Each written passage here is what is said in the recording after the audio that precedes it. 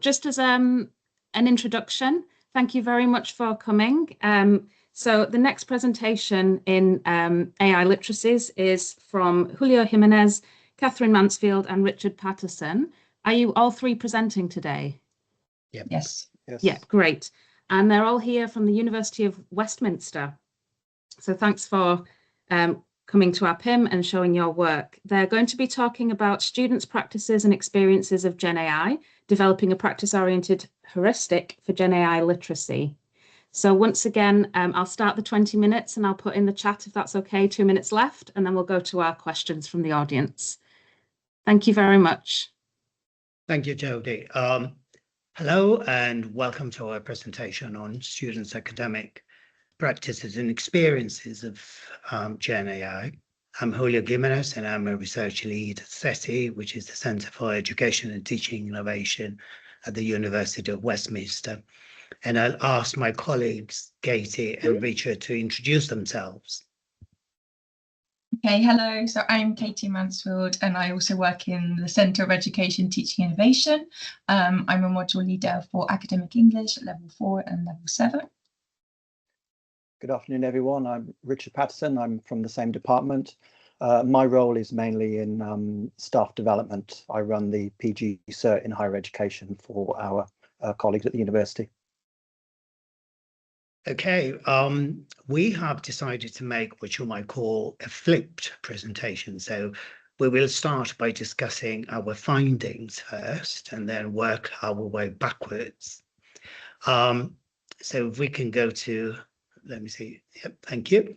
So one of the key outcomes from analysing the data that we collected for our study is an evidence-based and practice-oriented heuristic for the development of GenAI literacy, GenAIL for short, which will resonate with some of the ideas that Franchila and Teresa have just discussed, and also with some of the ideas presented by Kevin in his plenary this morning. It is evidence-based because it is resulted from analysing empirical data provided by the participants of our study, and practice-orientated as it aims at providing some guidelines for helping students develop GenAI literacy. As you can see on the slide, there are 4 pillars that actually form the central structure of the heuristic. One, using GenAI with a clear purpose in mind, so purpose over technical skills. Not that technical skills are not important, but they are secondary to purposeful use. Number 2, interrogating outputs through a dialogic relationship with GenAI to avoid passive acceptance of the outputs. 3, and this is closely related to 2, being able to apply critical skills to the choice of tool, its use, its outputs, and to the relationship that students establish with GenAI. And number 4, being able to evaluate GenAI in general, not only the outputs, and I'll come back to that in a minute, but taking into account the disciplinary and institutional context. So in the next slide, we will see that based on these 4 pillars, how we designed the heuristics. As I mentioned before, these 4 pillars resulted from students' experiences and practices. And by the time of the study, students had moved beyond novelty and also beyond experimenting with GenAI as they did when they started using it. So we can say that the relationship that they establish with GenAI can be put on a trajectory from novelty to partnership. They use GenAI strategically, both in their choice of tools and when they use which tool for which purpose. For instance, they know they can't use ChatGPT for referencing because it tends to hallucinate, but they turn to consensus, for example, instead. They also know that they can use ChatGPT for making a text more coherent once they have written the first draft. Students also show a considerable degree of evaluative judgment before, during, and after they have used GenAI tools. And I think this is one of the important contributions of our study. Much research has looked at what happens after students have applied GenAI tools. And what we see here is more a trajectorial view, the before, during, and after using the tools. And finally, the decisions they make before, during, and after engaging with GenAI should be suitable for the context in which they're working in, the disciplinary and institutional context. So again, using the trajectorial metaphor, we can see that students have moved from technical proficiency to strategic, critical, and context-sensitive engagement, which would be a simplified definition of GenAI. So here is, in the next slide, the heuristic. As you can see, is a scaffolded framework that depicts users' agency as increasing in criticality, judgment, and reflexivity. The foundational block, the starting block, includes what we call technical and procedural literacy. That is competence in how GenAI works. The practice side, because we say it is a practice-orientated heuristic, the practice side of this level includes developing and practicing skills such as knowing how to prompt, being familiar with privacy issues and the settings, and the different platforms and what these platforms offer users. Next, we have the task tool alignment. This is very important, and I think that's another aspect of our strong aspect of our work, is that as I mentioned before, skillful users know what affordances tools offer and what their limitations are, so that they can work out the best task tool fit. And then this can help them make the appropriate decisions.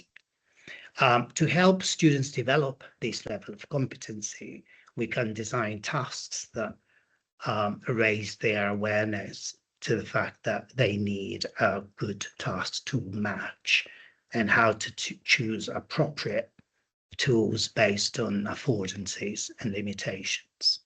If we look at level 3, it shows a more complex picture centered around the ability to understand how knowledge is constructed, evaluated, and justified. That's why we talk about epistemic literacy. And in a specific disciplinary area, which includes not only knowing when to use GenAI, but also when not to use it, given disciplinary and contextual requirements and constraints. The final level is level 4, that highlights the role of the user in the human-AI relationship through aspects of agency, authorship, ethics, and integrity. From the practice-based perspective, these aspects could be encouraged by discussions about agency and authorship, which obviously go hand in hand. The more users allow GenAI to make decisions to take over about authorship, the less agency they can exercise. And we can also use case studies, simulations, and discussions about issues of ethics and integrity. Okay, I'll pass over to Katie. Thank you. So you've seen the findings and our suggested heuristic here for GenAI. I'm going to now talk about the literature which situates our study, which at the time was in 2025. So when reviewing the literature, we found that much of the research could broadly be grouped into 3 areas. So the first is the human-AI interaction, which explores how students and educators engage with AI systems. Researchers in this area are interested in patterns of use, perceptions, trust, and the ways that students interact with AI-generated outputs. The second area focuses on learning frameworks, and this work examines how GenAI can be integrated into educational practice, a lot of what we do ourselves, including curriculum design, assessments, feedback, and pedagogical models. A lot of this has been discussed already in some of the previous sessions. The third area centres on literacy development, so thinking about AI, critical AI literacy, and here the emphasis being on helping students develop the skills needed to use AI critically, ethically, and effectively. So collectively, this research has made an important contribution to our understanding of GenAI in higher education. However, what seemed to be missing was a detailed understanding of students' everyday practices. Now, I am aware that there are other studies that have just been released in this, but we thought we were quite novel at the time. So what are students actually doing with GenAI when they're writing assignments, preparing presentations, conducting research, or managing their workload? And so this became particularly important when we consider the growing gap between institutional discourse and student practice, which I think a lot of people have been discussing this morning about the policies that their universities have and how some have more elaborate policies, some are still being scaffolded. So one of the central arguments of our study is that student practices matter because there's often this disconnect between how institutions talk about AI and how students actually use it. So on the left here, you can see we have what we might call institutional discourse. This includes policies, academic integrity guidance, recommendations about appropriate use in discourses, about specific tools, and we found that generally it changes across different schools within the university too. On the right-hand side, we see student practice, and we know all of our students are using it. I think HEPI came out with a study recently, and it said 97% of students were using GenAI. So then we're not waiting for institutional policies to catch up. Our students are already integrating AI. They're experimenting with different tools, comparing outputs, and in many cases, students are developing sophisticated practices independently, often through trial and error. What is interesting is that these practices are frequently more nuanced than the public discourse around AI suggests. So our preliminary observation suggested that students' experiences are much more complex than either of those narratives. Our students are making context-sensitive decisions, weighing up risks and benefits, and adapting their use depending on the discipline, assessment type, and learning goal. So rather than asking whether students are using AI, we felt it more practical to ask how are they using it and what can we learn from those practices. So this led to our study, a university-wide study. Now at the University of Westminster, we have 20,000 students. 50% of our students are international students. And we managed to get a population of 441 students to respond to our survey, and they were from different disciplines, different levels, from foundation up to our level 7, and they offered very different perspectives. Now, bear in mind this research was conducted in 2025, and students preliminary were using AI at this time for, first of all, 69% generating ideas. Then we have planning work, 33% finding sources, and 24% receiving feedback on their written work. Now, it's probably not surprising that the most commonly used tool was ChatGPT. It will probably be very different if we were to conduct this study again. The second one was Google Gemini, and because our university has a policy whereby we give all of our students free access to Grammarly and we promote the Grammarly editor, that was the third most commonly cited tool. So when we moved beyond the headline statistics and looked at students' comments in more detail to the qualitative side of things, key themes began to emerge. The first of these was the way students were strategically differentiating between GenAI tools. And this is where I'm going to hand over to Richard. Good afternoon, everyone. So I'll take a deeper dive into some of the findings from our qualitative and quantitative research, and a few points about the implications. And I hope this is the thing that we can possibly discuss at the end with the questions. So the first key finding is that students are no longer using GenAI in an exploratory or experimental way. They're actually making deliberate decisions about which tool to use, and they're using tools depending on the task they're trying to complete. So we think that this suggests that students are beginning to think much more critically about what different AI systems are good and also where their limitations lie. Second important finding is, as has been discussed a lot over the course of today, is the emergence of GenAI literacy. Our students demonstrated an increasing awareness of issues such as accuracy, reliability, potential bias, hallucination, etc. And they weren't just accepting the AI outputs at face value, but were actually trying to evaluate whether those outputs were appropriate for their academic purposes. We did find really that this literacy remains uneven, and it's still developing individually in students through experience and practice. Our findings also suggested that GenAI is becoming embedded within students' academic routines, as we previously mentioned. So it's not just used as a shortcut. The tools are being used to support processes, as we mentioned before, such as brainstorming, drafting, planning, and also revision. So this points towards a more integrated form of AI and human collaboration. So students may delegate some tasks to AI, and then hopefully maintaining some responsibility for the judgment and the evaluation. So the main implication here is that higher education in general needs to focus less on whether students are using AI and more how it can be effectively and critically embedded in our learning programs. So moving on to the next slide, looking at how students differentiated between tools. I think if we just take these three tools here, which I'm sure everyone is familiar with, there's no real surprise how and what they're used for.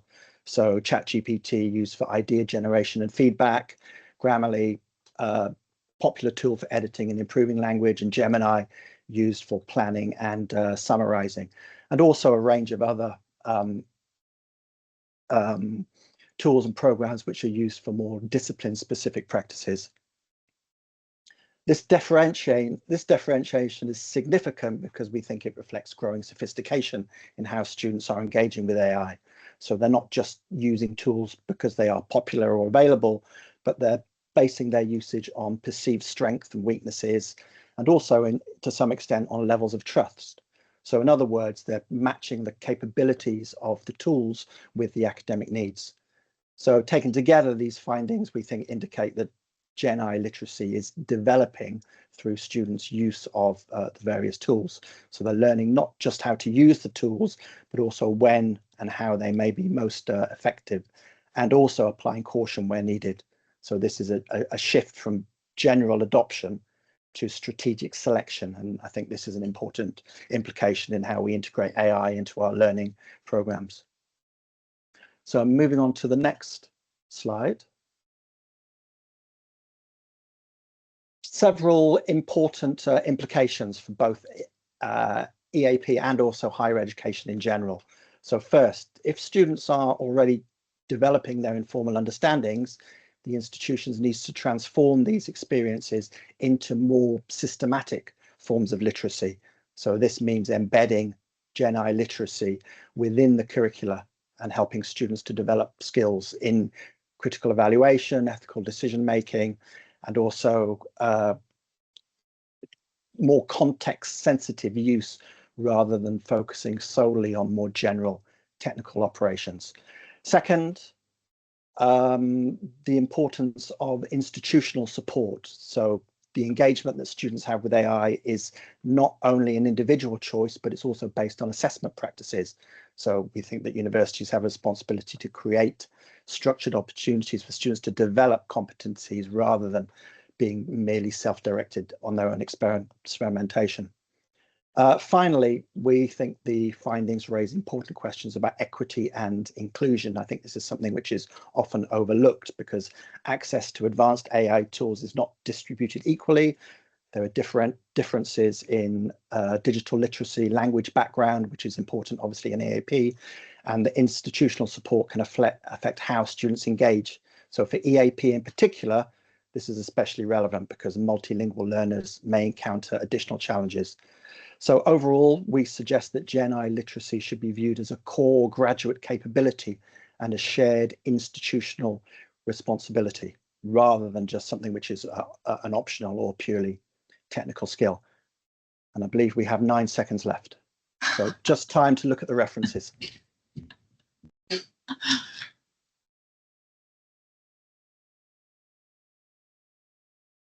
Thank you very much for that presentation.